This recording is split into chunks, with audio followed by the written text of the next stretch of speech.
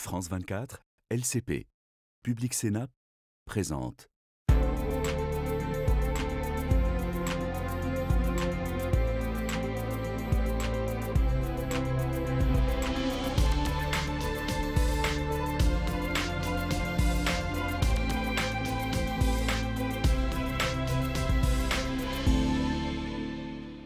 Bienvenue à Bruxelles, au Parlement européen, où la voiture, qu'elle soit thermique ou électrique, fait beaucoup de bruit et déchaîne les passions. 450 millions d'Européens pour 280 millions de voitures, une pour deux. Les citoyens de l'Union carburent toujours à la route. Et malgré l'interdiction de la vente de voitures thermiques neuves en 2035, actuellement, 8 véhicules neufs sur 10 vendus sur le vieux continent ont un moteur thermique. Alors cet objectif de 2035, il est remis en cause de plus en plus par les défenseurs de l'automobile et par la droite européenne. Oui, et d'ailleurs, la Commission européenne a édulcoré le système des amendes pour les constructeurs automobiles qui ne respecteraient pas la trajectoire de baisse des émissions polluantes. Un geste dont se félicite le gouvernement français. Alerté avec d'autres collègues du gouvernement sur la nécessité de donner à nos constructeurs de la flexibilité. Et nous avons plaidé pour un petit peu de flexibilité dans l'application des règlements européens, sans changer le cap, sans renoncer à ce cap. Et je suis très heureux que cette demande de flexibilité ait été entendue par la Commission. Voilà, la voiture est un enjeu écologique et de sécurité. Dans cette émission, nous évoquerons aussi le durcissement des règles de sécurité routière pour les automobilistes européens, avec la mise en place d'un contrôle technique annuel, d'un examen de santé pour l'obtention du permis de conduire, et puis de sanctions renforcées pour les délinquants de la route. Alors, plus verte et plus sûre, la voiture européenne de demain, c'est la question. Et on va poser cette question à nos deux invités aujourd'hui, deux eurodéputés. Thomas Pellerin-Carlin, bonjour. Bonjour. Vous êtes eurodéputé français, membre du groupe des sociaux-démocrates au Parlement européen. Benoît Cassard, bonjour. Bonjour. Vous êtes, vous, eurodéputé belge, membre du groupe Renew Europe, au centre de cet hémicycle européen. D'ailleurs, on va commencer tous les deux par une question. Est-ce que vous êtes passé à la voiture électrique, Thomas Pellerin-Carlin? Alors moi au quotidien, je ne me déplace pas en voiture. J'ai la chance de vivre à Caen et à Caen on a un très bon système de transport public et en vélo ça se fait aussi très bien. Quand j'ai des déplacements qui vont en dehors et qui nécessitent une voiture, soit du coup j'emprunte la voiture des membres de ma famille, dans ce cas c'est plutôt du thermique pour l'instant. Mais quand je loue une voiture typiquement pour les vacances, par contre je loue une électrique. Vous faites l'effort de louer une électrique. Benoît Cassard. Mais moi je suis exactement dans la situation inverse. Je suis agriculteur, j'habite au milieu des champs, loin de tout. Je dois rouler énormément. J'ai des contraintes par rapport au transport du bétail. J'ai un véhicule qui est capable de tracter une remorque dans laquelle on met du bétail. Et l'ensemble de ces circonstances, les distances que je parcours, le fait que ce soit un véhicule un peu plus lourd et le fait que je sois dans un endroit isolé, loin de toute borne électrique, fait que je n'ai pas le choix aujourd'hui et je suis condamné pour le moment à rester au thermique. Alors, en attendant, c'est vrai que globalement, la voiture est reine en Europe. On essaye de la neutraliser en charge carbone avec un objectif symbolique pour 2035, la fin de vente des véhicules thermiques neufs. Mais il n'est pas du tout facile à défendre, en particulier dans cet hémicycle, l'objectif en question. Il faut être très très clair, l'avenir de la voiture est électrique. Il y a un accord au niveau mondial sur ça. Et quand vous avez un accord qui va des écolos européens à Elon Musk aux États-Unis et au Parti communiste chinois, c'est peut-être qu'en fait, l'avenir de la voiture électrique, c'est aussi évident que dire que le soleil est jaune ou que le ciel est bleu. La question, c'est comment est-ce qu'on résiste au lobby du diesel, qui effectivement n'a pas intérêt à passer à l'électrique, parce que passer à l'électrique, ça demande des investissements qui sont rentables. Mais c'est vrai que c'est moins rentable d'investir aujourd'hui que juste d'utiliser des technologies anciennes et qui vont vite devenir obsolètes. Alors l'objectif fait consensus de passer à la voiture électrique, mais actuellement la demande ne suit pas. Benoît Cassard, 8 véhicules neufs sur 10 vendus sur le vieux continent sont encore thermiques. Est-ce qu'il est tenable cet objectif de 2035? Mais en fait, l'objectif 2050, zéro émission, personne ne le remet en cause. L'objectif de décarbonisation de la filière, personne ne le remet en cause. Le seul souci que l'on a, j'ai un peu répondu dans la question d'introduction, c'est aujourd'hui concrètement comment doit-on faire?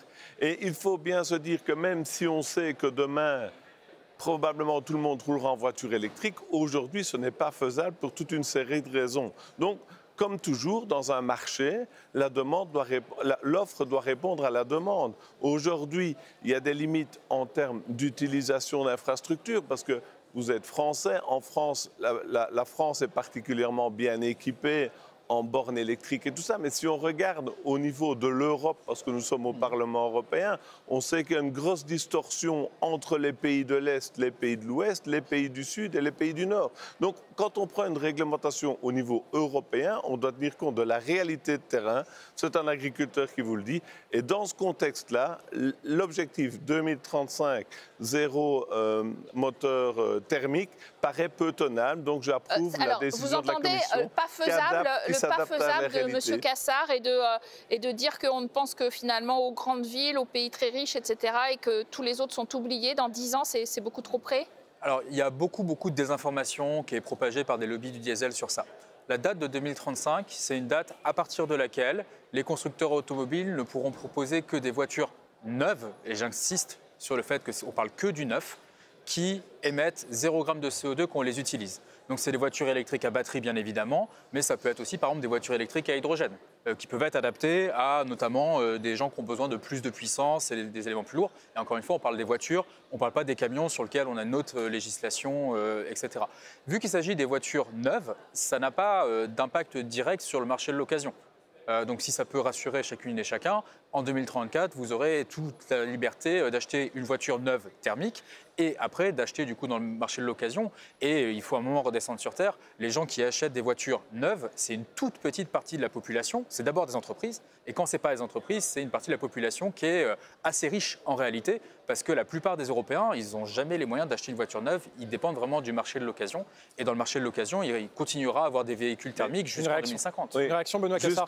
Justement, on souligne déjà un problème qui existe aujourd'hui, c'est que les premiers véhicules électriques qui ont été vendus il y a quelques années, ils sont invendables aujourd'hui ou quasi invendables parce que les technologies évoluent tout le temps.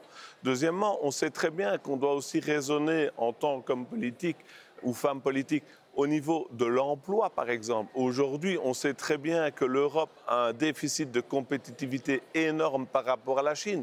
Ce déficit-là, il se joue au niveau des matières premières nécessaires pour faire la batterie, il se joue au niveau du prix de la main-d'œuvre, il se joue en termes de stratégie.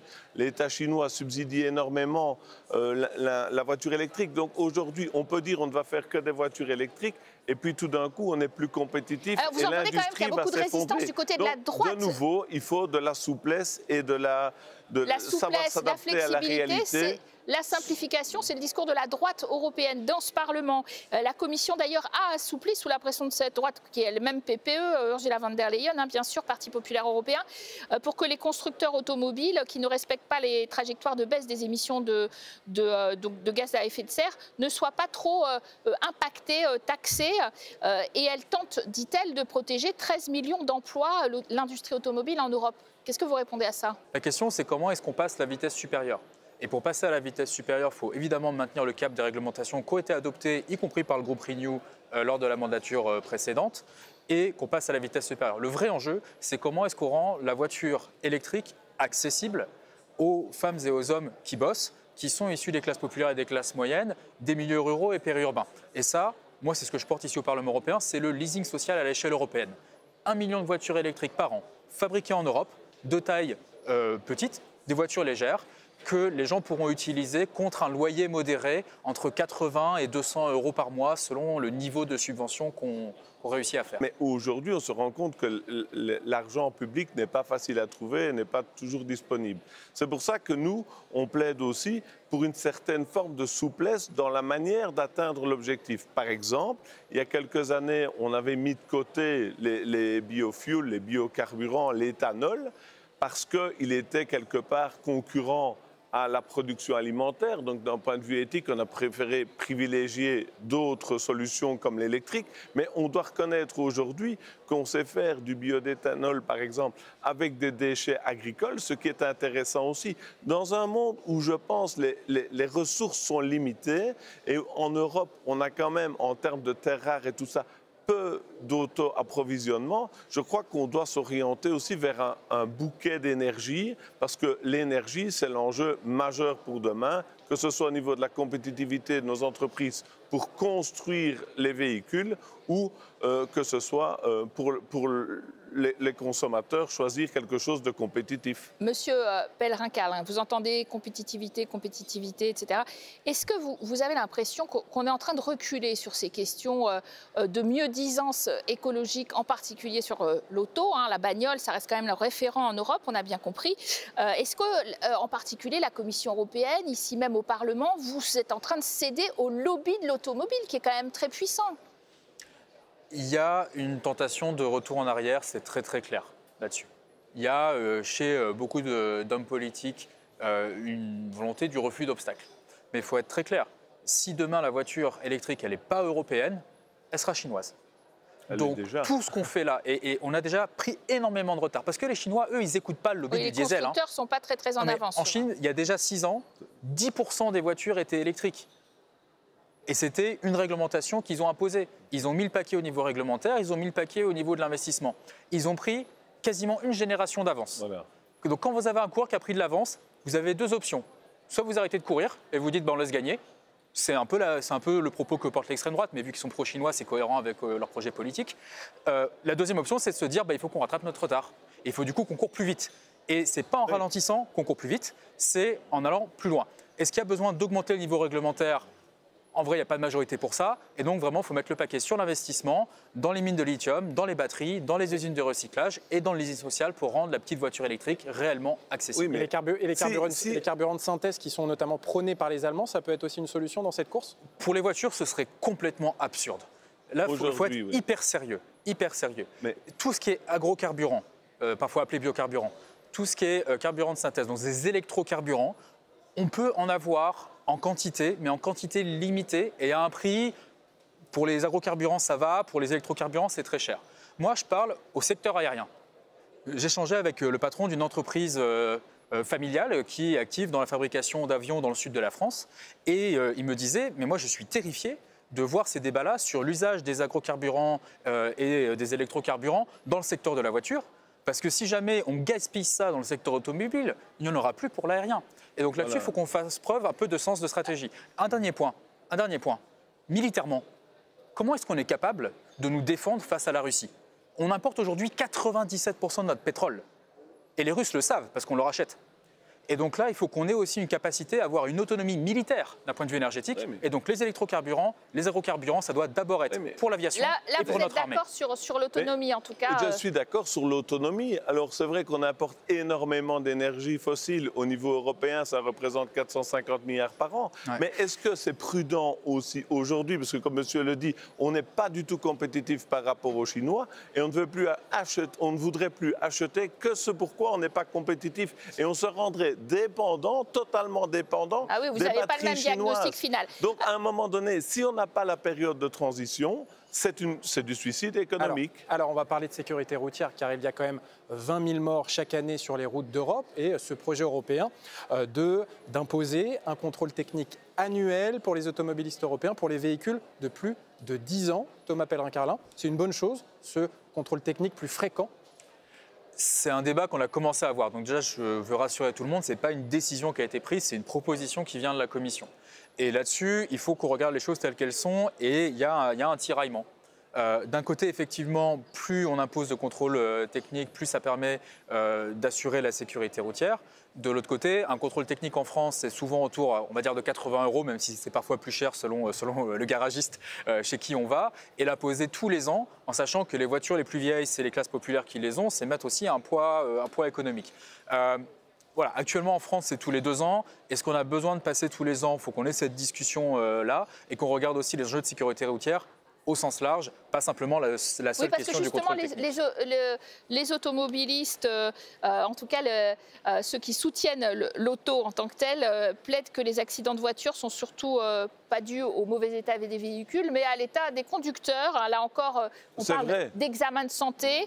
Est-ce que Est-ce que c'est pas tout ça est trop contraignant, vous dites ou Mais ce qui se passe aujourd'hui, c'est que d'une part, pour la sécurité routière, je crois que vous avez raison, c'est plus l'état du conducteur que de la voiture, mais il y a quand même beaucoup de nouveaux défis. On a parlé de l'environnement, c'est très important. On voit que la réforme du contrôle technique va plus s'orienter aussi sur les émissions que les véhicules produisent. Et ça, c'est intéressant parce qu'on doit tous évoluer vers des véhicules plus propres, quelle que soit la méthode. Donc, c'est important d'incorporer dans les critères du contrôle technique ces éléments écologiques. Ça, c'est une chose. Deuxièmement, pour être franc avec vous, en Belgique, on a déjà un contrôle annuel dès la 5e année de la vie du véhicule. Donc, pour nous, ça ne changera pas grand-chose. Oui, mais alors, c'est vrai chacun fait des choses différentes sur les véhicules, sur les contrôles de santé, etc. Partout en Europe.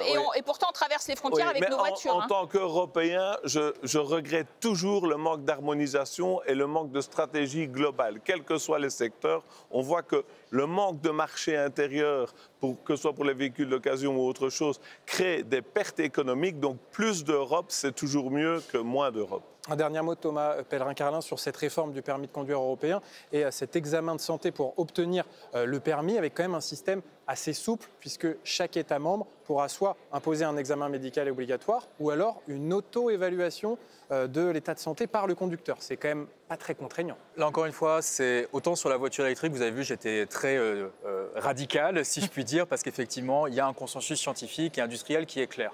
Sur ces sujets-là, il y a une vraie tension entre des sujets qui sont légitimes. Mon père, il vit dans la campagne, il est en situation de handicap.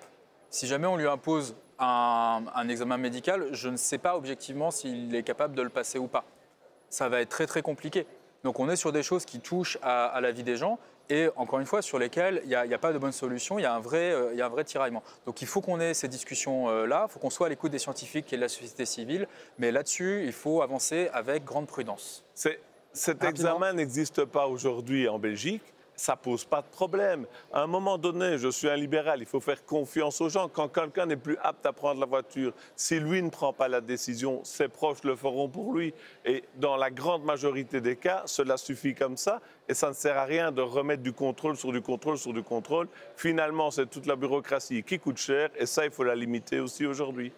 Voilà, ce sera le mot de la fin. Merci à vous d'avoir très bien participé à ce débat consacré aux voitures. Très bonne suite des programmes sur nos antennes.